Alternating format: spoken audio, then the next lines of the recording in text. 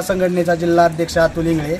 झुंजार छावा संघटनेकडनं पहिले माझ्या भावाला शुभेच्छा देतो। 2-3 पदाधिकारी माझे जेवढे बी असतात तेवढ्यांकडून त्याला शुभेच्छा देतो आणि शुभेच्छा देऊन बड्डे साजरा का करायचा आज त्याच्यावर थोडं बोलतो। आज आपली तरुण पिढी आता आज 31 डिसेंबर, आज 31 डिसेंबर म्हणजे आज कुठे बी राडाच, आपण बी राडाच केला। पण कसा राडा केला? सामाजिक कार्यानं राडा केला। नवीन वर्षाचा एंड, नवीन वर्षाची सुरुवात आपण सामाजिक कार्यानं करणार आहोत। आता ही जी दारू पिणारी पिढी आहे आपली, 31 डिसेंबरला आज संपवून टाकू, आपण एंड करू यांचा। आणि भावाच्या वाढदिवसानिमित्त आज जी सामाजिक कार्य केलंय आपण, कोष्ठधाम असेल, जसं रणजित बायानं सांगितलं, सुईलला बाकडे असत्यान, हे असे उपक्रम तर आपण ही तर सुरुवात आहे। तिथून पुढे अजून कुठल्याही गरजे लोकांना आपण मदत करू, अर्ध्या रात्री मदत करू। आणि भावाला शुभेच्छा देतो खूप खूप। असंच तू वर्षानुवर्ष तुझा वाढदिवस असाच हो आणि प्रत्येक वर्षी तुझ्या वाढदिवसानिमित्त असेच आम्ही सामाजिक कार्य करू।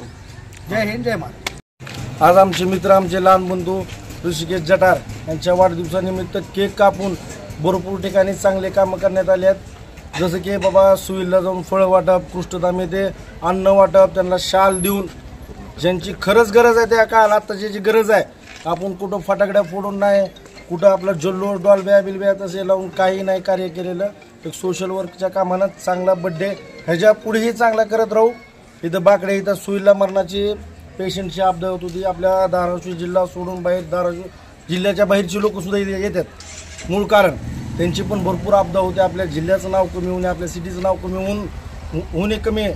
त्यामुळे आमचे लहान बंधू ऋषिकेश जटार यांच्या वाढदिवसानिमित्त चांगले कार्यक्रम घेण्यात आले आहेत। जसं की आम्ही सुईला, आपल्या सुईला केळी फळे वाटप करण्यात आलेले आहेत।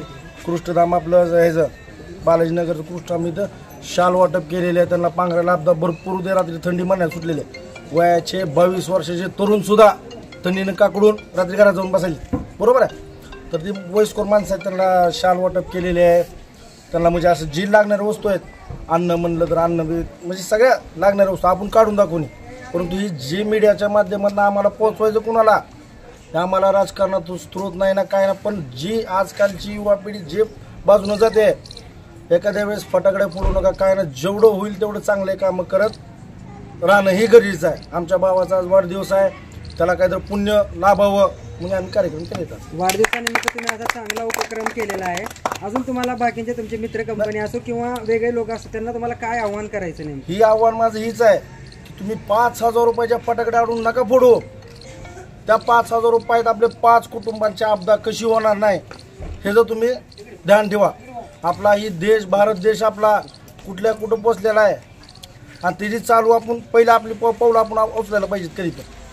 ही माझ्या सगळ्या युवा पिढीला, माझ्या वयाच्या सगळ्या मुलांना ही सांग।